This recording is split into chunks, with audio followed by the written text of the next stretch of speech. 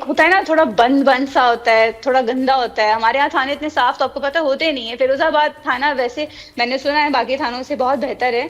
और हमने ये बहुत एक्चुअली बहुत फिरोजाबाद थाने में शूट किया है, हमने सही। एक्चुअल फिरोजाबाद थाने के अंदर शूट किया है। ये कोई चीट नहीं हुआ ऐसा नहीं कि आपको लगेगा कि कोई कि हमने कहीं चीट नहीं किया। ये पूरा का पूरा जो हमारी सीरीज है कि फिरोजाबाद थाने के अंदर हुई है। अच्छा, ये सीरीज है क्या, मुझे बताइए? मर्डर मिस्ट्री है किसी आप वो आप देखेंगे तो आपको पता चलेगा ना। यानी ये अभी ढूंढ रहे हैं कोई मतलब मिसिंग है हर सेलिब्रिटी? दफा केस डिफरेंट होता है या एक ही कोई जो केस है उसको लेके चल रहे हैं पूरे सीरियल में? ये मिसिंग डार्लिंग जो हमारा टाइटल है, ये उसकी उस पे बेस्ड है स्टोरी।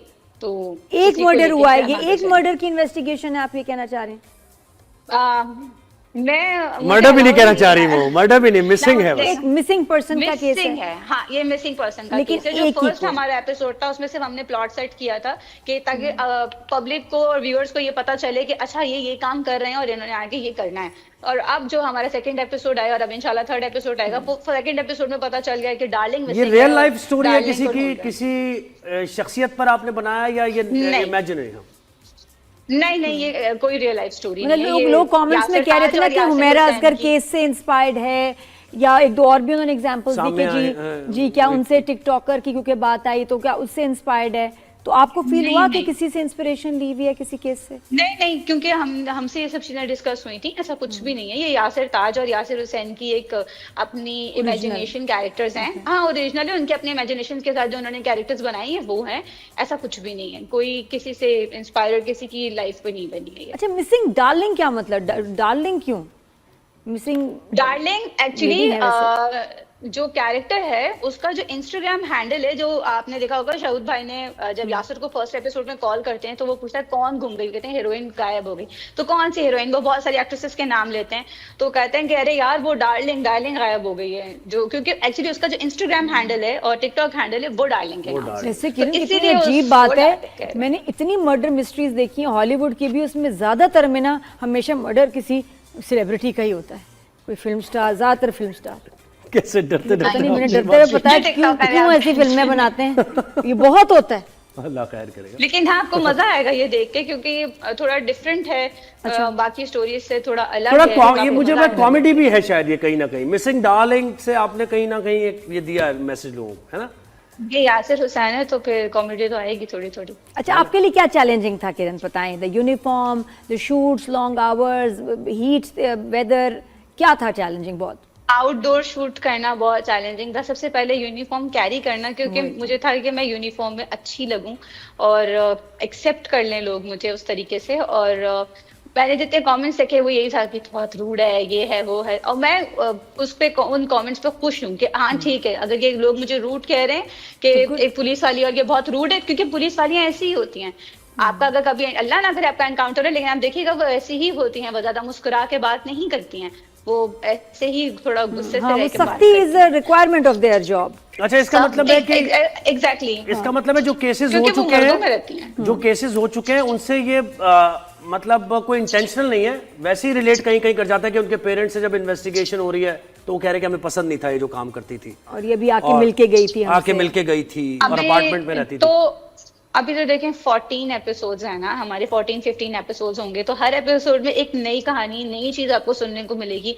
हर एपिसोड में एक नया ट्विस्ट होगा, तो वो आप आहिस्ता आहिस्ता देखेंगे तो आपको पता चलेगा। अगर होती यासिर ताज और यासिर हुसैन की तरफ से तो मैं जरूर आपको कुछ नहीं पता, हम फिर हमारा सस्पेंस खराब होगा भाई, हमने देखना है। नहीं, मैं सस्पेंस खराब करूंगी भी नहीं, लेकिन आपको हर एपिसोड में मजा आएगा, ड्रैग नहीं होगा।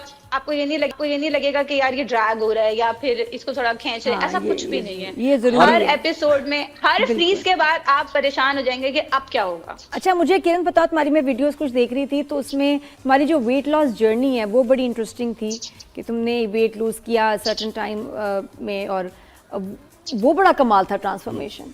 तो उसके बाद वेट वापस गेन किया, you look fine to me, लेकिन कभी बीच में कुछ हुआ कि वो वेट वापस भी आया? होता है ऐसे कि जो जाता है वो फिर वापस भी आ जाता है?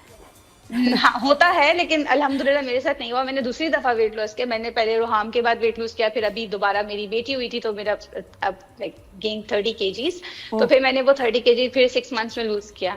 तो वो डाइट भी थी और वर्कआउट भी था, कंसिस्टेंसी बहुत जरूरी होती है हर चीज के लिए, तो वो था। और अगर आप सिर्फ भूखे रहते हैं, जब आप सिर्फ भूखे रह के वेट लूज करते हैं तो उसमें आपकी स्किन, आपके बाल आपके नेल्स, आपकी एनर्जी बहुत लो हो जाती है।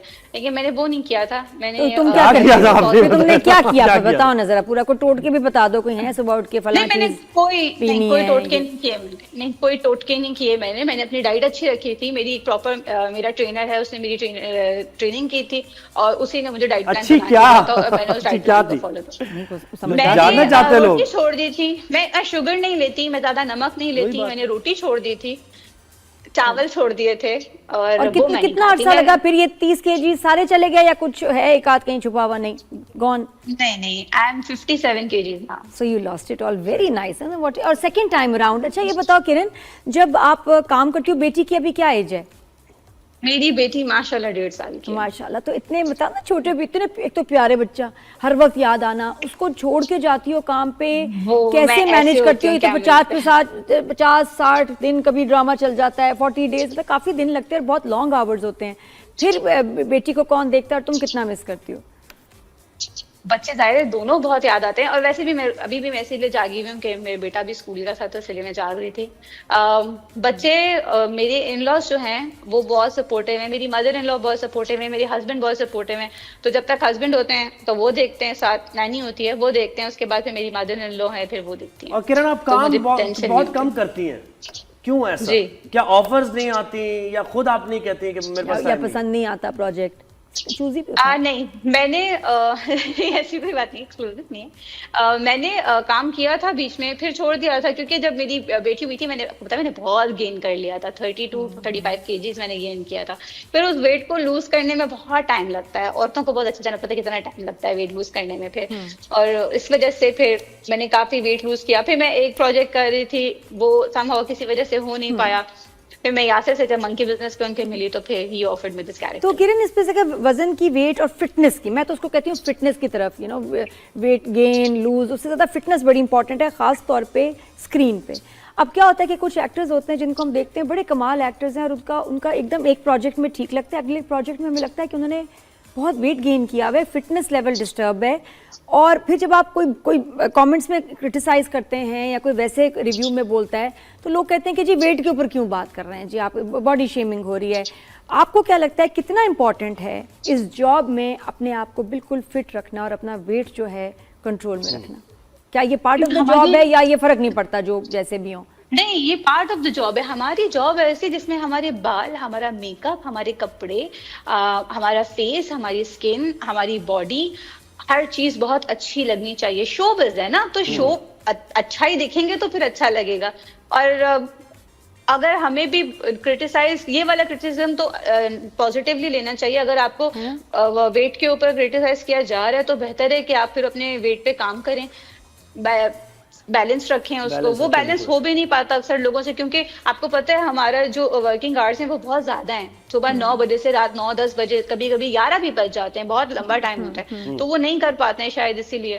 तो किसकी फिटनेस से तुम इंस्पायर्ड हो? हमारे मेल एक्टर्स में भी और फीमेल एक्टर्स में भी, जो बहुत ख्याल रखते हैं।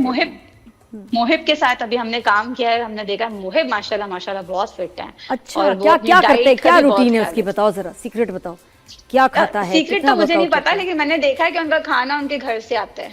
हाँ। और वो अपना खाना लेके आते हैं साथ, और वो वही खाते हैं, और वो सबको बोल भी रहे होते हैं कि किसी का वेट ज्यादा होता है तो वेट कम कर, जिम जाओ, काम करो। और वो काफी इंस्पायर करते हैं बहुत, और उनकी मैंने देखा है माशाल्लाह बहुत फिट है वो। ही इज वेरी डिसिप्लिन और शुरू से। अच्छा, फीमेल बताएं, एक्ट्रेसेस में किससे इंस्पायर होती हैं फिटनेस में और काम में? फिटनेस में तो किसी से नहीं, लेकिन हाँ मुझे माहिरा खान और सबा कमर बहुत पसंद है, बहुत पसंद है ना? क्या बात। और मुअम्मा की जीजी का कैरेक्टर अगर तुम्हें ऑफर होता तो क्या करती? मुझे नहीं लगता जीजी सबा कमर के अलावा कोई और प्ले कर सकता है। हाँ, मुझे सबा कमर के आगे पीछे अगर घूमने के लिए भी मिल जाए तो वो मैं जरूर करूँ। अरे यार, सबा कमर फैन। मैं जब उनकी फिल्म के प्रीमियर पे मिली थी उनसे, तो मैं मिलकर रोने लग गई थी। और वो पूछनी क्या हुआ इसको, क्या हुआ है? तो फिर उनकी पीआर मैनेजर ने कहा कि ये आपको बहुत पसंद है। ठीक है, तो दिखाए जीजी के आगे कुछ सालों बाद दिखाते कि भाई अगर उसकी कोई भांजी आ जाएगी, भांजी भतीजी कोई रिलेटिव होती है, वो तो फिर किरण कर लेती, जो कि जीजी की तरह होती। किरण बहुत